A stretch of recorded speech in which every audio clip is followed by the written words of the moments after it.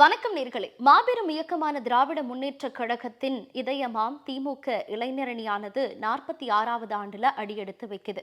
அந்த வகையில உழைப்பின் அடையாளமாக திகழக்கூடிய மாண்புமிகு முதலமைச்சர் அவர்களால ஆரம்பிக்கப்பட்ட இந்த இளைஞரணியானது இப்போ கழகத்தின் போர்ப்படையா செயல்படுது. அதுவும் கழக இளைஞரணி செயலாளரும் துணை முதலமைச்சருமான திரு உதயநிதி ஸ்டாலின் அவர்கள் இந்த இளைஞரணியை மிக சிறப்பா வழிநடத்திட்டு வராரு. அப்படி திமுக இளைஞரணியோட வரலாற்றோடு இணைந்து திருவிக சட்டமன்ற உறுப்பினர் வழக்கறிஞர் தாயகம் கவி அவர்கள் அவர்களுடைய அனுபவங்களை நம்ம கிட்ட பகிர்ந்துக்கிறார். இது நச்சுன்னு 4 கேள்வி. 1980ஆம் ஆண்டு ஜூலை 20ஆம் நாள்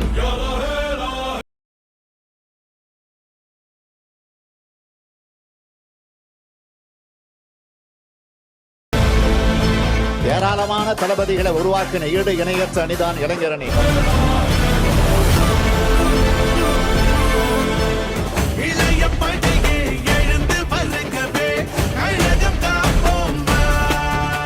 திராவிட இயக்க வரலாற்றை தாங்கி கம்பீரமாக காட்சியளிக்கும் சென்னை கோபாலபுரத்தை தவிர்த்துவிட்டு இளைஞர் அணியின் வரலாறை எழுதிவிட முடியாது. 1960ஆம் ஆண்டு காலகட்டம். இளைஞர்கள் பலரும் படித்துவிட்டு குடும்ப பொறுப்புகளை கையில் எடுக்க தன் கனவுகளை நோக்கி ஓடிக்கொண்டிருந்த சமயம். ஆனால் கோபாலபுரத்தில் ஒரு இளைஞரோ பேரறிஞர் அண்ணாவின் கொள்கைகளை நெஞ்சில் கேந்தி முத்தமிழறிஞர் கலைஞரின் புதல்வர் என்ற பெரும் பொறுப்போடு கழகத்தின் கிளையை கட்டமைக்க தொடங்கினார். அதுதான் முத்தமிழறிஞர் கலைஞரால் உழைப்பு உழைப்பு உழைப்பு என பாராட்டப்பட்டு உழைப்பின் அடையாளமாக திகழ்ந்து இன்றோ முதலமைச்சராக அரியணை ஏறி முதல்வர்களின் முன்னோடியாக பாசிசத்தின் எதிர்ப்பு குரலாக தமிழ்நாட்டு மக்களின் நலனை பேரி வரும் முத்துவேல் கருணாநிதி ஸ்டாலின் அவர்கள்.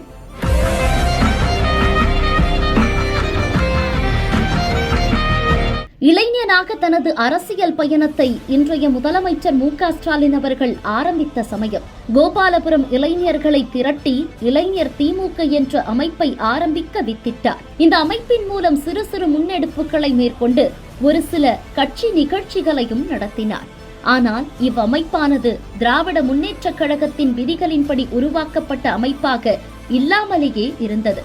இருந்தும் இளம் ரத்தங்கள் ஒன்றிணைந்த அமைப்பாக செயல்பட்டதால் தொடர்ந்து பல முன்னெடுப்புகள் முயற்சிகளின் மூலமாக 1980ஆம் ஆண்டு ஜூலை 20ஆம் தேதி மதுரையில் ஜான்சிராணி பூங்காவில் திமுக இளைஞரணி முறையாக துவக்கப்பட்டது. காலப்போக்கில் மாபெரும் தலைவர்களால் கட்டி எழுப்பப்பட்ட திராவிட முன்னேற்ற கழகம் எனும் கோட்டையின் தூணாக மாறியது இளைஞரணி. இந்த துவக்க விழாவில் திராவிட முன்னேற்ற கழகத்தின் பல முன்னோடிகள் பங்கேற்று சிறப்பித்தனர். இன்றோ கழக தலைவராக முதலமைச்சராக கழகத்தை கட்டிக்காத்து வரும் மு.க. ஸ்டாலின் அவர்கள் தளபதி என்ற அடையாளத்தை பெற்று வலம் வர காரணமாக இருந்ததும் இளைஞரணிதான். ஏராளமான தளபதிகளை உருவாக்கின ஈடு இணையற்ற அணிதான் இளைஞரணி. ஒரு தளபதி மட்டுமல்ல, பல தளபதிகளை உருவாக்கிய பெருமை இளைஞரணிக்கு உண்டு. அன்று மட்டுமல்ல, இன்று வரையும் இளைஞராக கட்சியில் சேர்ந்து பெரும் பொறுப்புகளை வகித்து வரும் பலரும் தான் இளைஞரணியின் ஒரு உறுப்பினர் என்று சிலாகித்துக் கொள்கின்றனர். கோடிக்கணக்கான திராவிட முன்னேற்ற கழக தொண்டர்களோட தலைவராக கடமையாற்றி வருவதற்கும் தாய் தமிழ்நாட்டோட முதலமைச்சராக பொறுப்பேற்று மக்கள் தொண்டாற்றி வருவதற்கும் அடித்தளமிட்டதே இந்த இளைஞரணி தான்.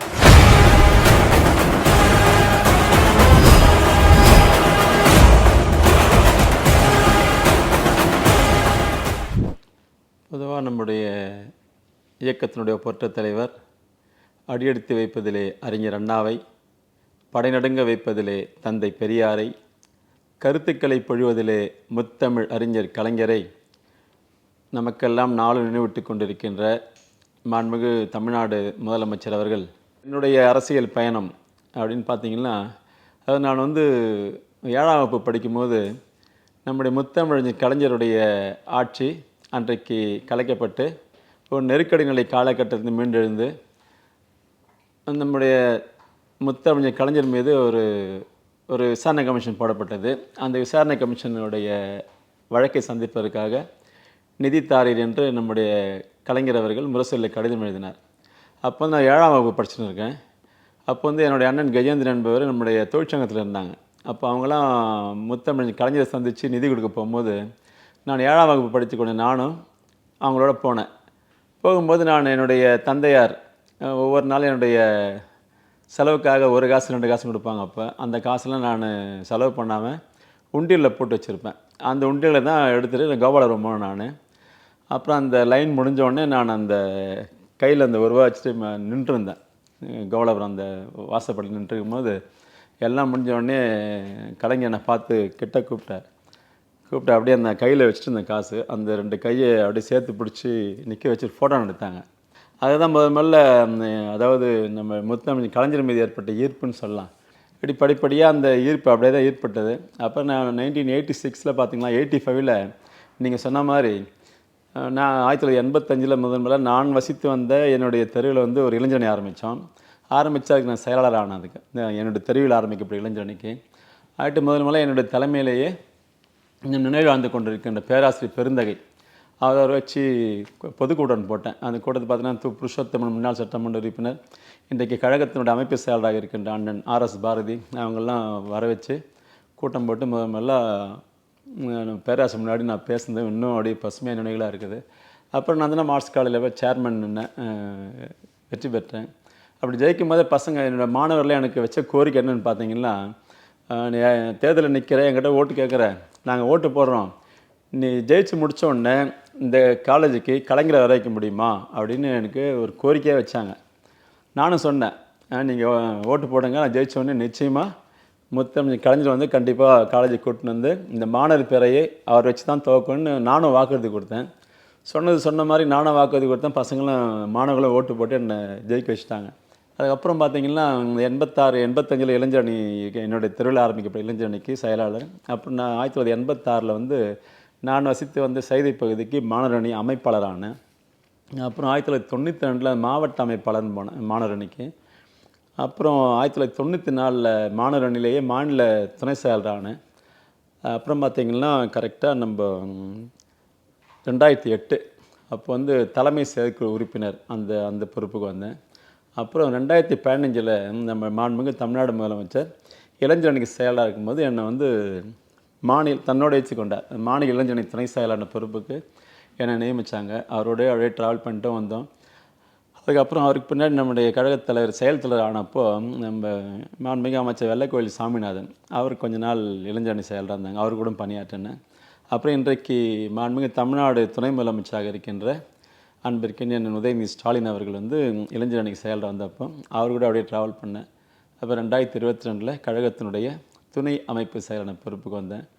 அப்புறம் 2016 திருவிக்கிரமங்க சட்டமன்ற தொகுதியில் வேட்பாளர் போட்டியிடத்துக்கு மாண்புமிகு கழகத் தலைவர் அவர்களும் அதே போலவே மாண்புமிகு துணை முதலமைச்சர்களும் வாய்ப்பு கொடுத்தாங்க. ஃபஸ்ட் டைம் வின் பண்ணேன். திரும்பி செகண்ட் டைமும் 2வது முறையும் வாய்ப்பு கொடுத்தாங்க. 2வது முறையும் திருவிக்கிரமங்க சட்டமன்ற தொகுதியில் வேட்பாளர் நின்று இன்றைக்கி ஜெயிச்சு திமுக சட்டமன்ற உறுப்பினர் என்ற நிலைக்கு இப்போ வந்திருக்கிறேன். இப்படி என்னுடைய அரசியல் பயணம்.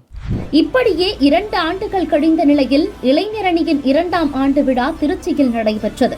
அப்போது 7 அமைப்பாளர்கள் திமுக இளைஞரணிக்காக நியமிக்கப்பட்டனர். அதில் இளைஞரணி உருவாக காரணமாக இருந்த மு.க. ஸ்டாலின் அவர்களும் ஒருவராக நியமிக்கப்பட்டார். பின்பு தமிழ்நாட்டின் அனைத்து மாவட்டங்களிலும் சிறுக சிறுக உருவானது கழகத்தை கட்டிக்காக்கும் இளைஞர்களின் பட்டாளம். 1983ஆம் ஆண்டின் இறுதியில் திமுக இளைஞரணி மாநில செயலாளராக நியமிக்கப்பட்டார் மு.க. ஸ்டாலின் அவர்கள். கோபாலபுரத்தையும் இளைஞரணியையும் எப்படி பிரிக்க முடியாதோ அப்படித்தான் அன்பகத்திற்கும் இளைஞரணிக்கும் உள்ள பந்தம்.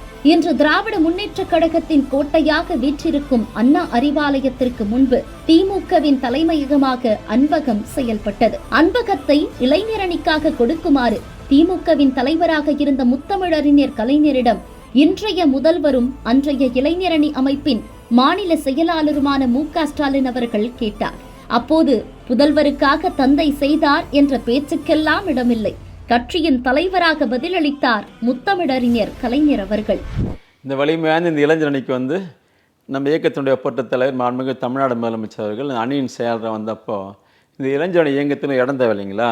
அப்போ அந்த இடத்துக்கு எங்கே போகலான்னு பார்க்கும்போது அப்போ அன்பகம் வந்து அன்பகத்துலேருந்து இங்கே ஷிஃப்ட் ஆகிட்டாங்க. அப்போ வந்து முத்தமிழ் போயிட்டு நம்முடைய மாண்புமிகு கழகத்தில் கேட்டிருக்காங்க.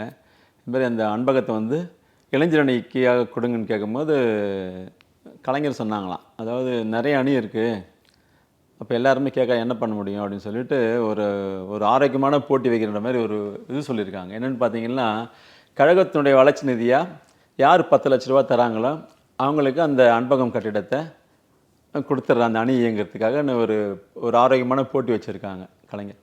அப்போ நம்முடைய இயக்கத்தினுடைய ஒப்பற்ற தலைவர் அண்ணன் தளபதி வந்து அது ஒரு சவாலாகவே ஏற்றுட்டு என்ன பண்ணியிருக்காங்க, ஊர் முழுக்க போயிட்டு பொதுக்கூட்டங்கள், அப்புறம் கொடியேற்று விழா, அவருடைய ஒவ்வொரு திருமண நிகழ்ச்சின்னு ஒவ்வொரு இதுவாக போயிட்டு எல்லாமே இயக்கத்தின் வளர்ச்சிக்காக அந்த நிதிக்காக எல்லா ஊராக போயிருக்காங்க. கிராமங்கள் தோறும் தெருக்கள் தோறும் போயிட்டு ஒவ்வொரு இதுவும் அட்டன் பண்ணி அதன் மூலமாக கிடைக்கப்பட்ட நிதியெல்லாம் கலைஞர் போட்டி வச்சதுன்னு 10 லட்சம் தான். ஆனால் நம்ம மாண்புமிகு முதலமைச்சர் வந்து அவர் செய்த சுற்றுப்பயணத்தின் விளைவாக அந்த கொடியேற்றுறது, அப்புறம் பொதுக்கூட்டங்களை பேசுகிறது, திருமண விழாக்களில் பங்கேற்கிறதுன்னு எல்லாம் பண்ணிவிட்டு கேட்ட தொகை வந்து 10 லட்சம் தான் கழகத்தின் வளர்ச்சிக்காக.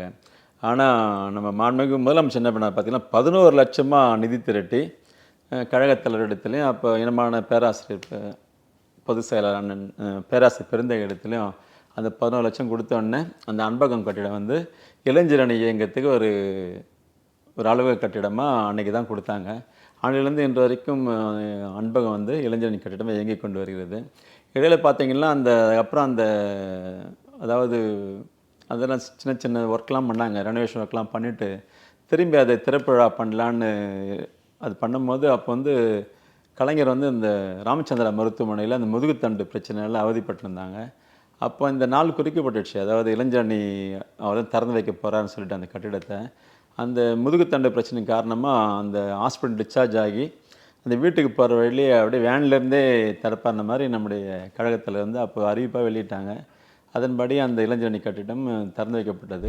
அதன் பிறகு கிட்டத்தட்ட 30 ஆண்டுகளுக்கும் மேலாக திமுக இளைஞரணியின் செயலாளராக மு.க. ஸ்டாலின் செயல்பட்டார். திமுக எதிர்க்கட்சியாக செயலாற்றும் காலகட்டங்களில் தலைவர் கலைஞர் அவர்களால் அறிவித்த போராட்டங்களை முன்னின்று இளைஞரணி நடத்துவதில் முக்கிய பங்கு வகித்தது.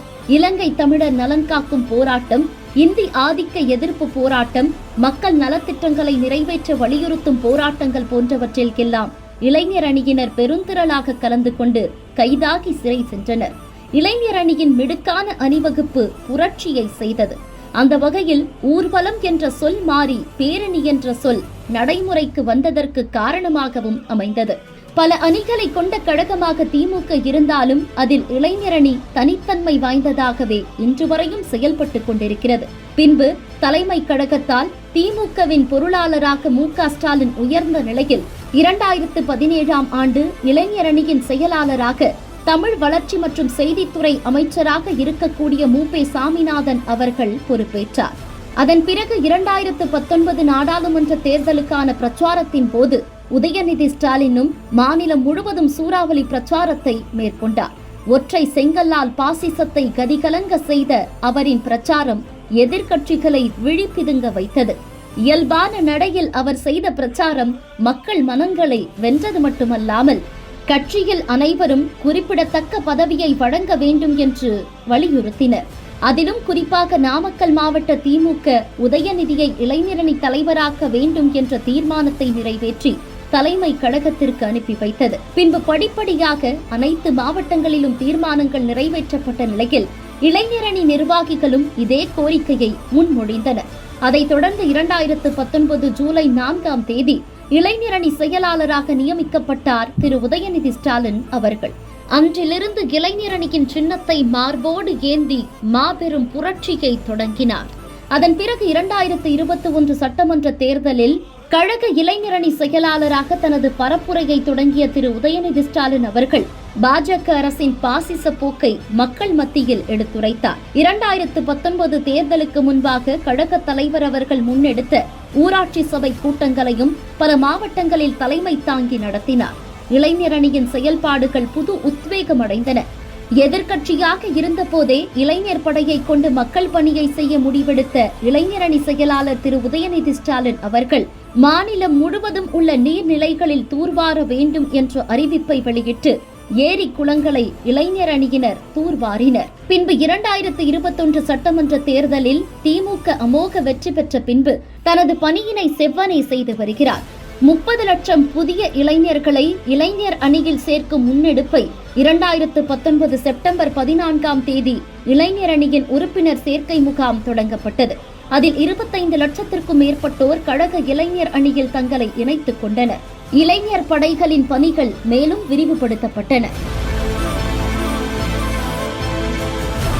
இப்போ இந்தியாவில் பார்த்தீங்கன்னா, இந்தியாவில் அரசியல் கட்சிகளையே முதலாக இளைஞர்களுக்கென்று ஒரு தொடங்கப்பட்ட ஒரு தனி அணி எதில் தொடங்கப்பட்டதுன்னு பார்த்தீங்கன்னா, இந்தியாவிலேயே அரசியல் கட்சிகளில் திராவிட முன்னேற்ற கழகத்தில் மட்டுமே இந்த இளைஞர் அணி என்று தொடங்கப்பட்டது.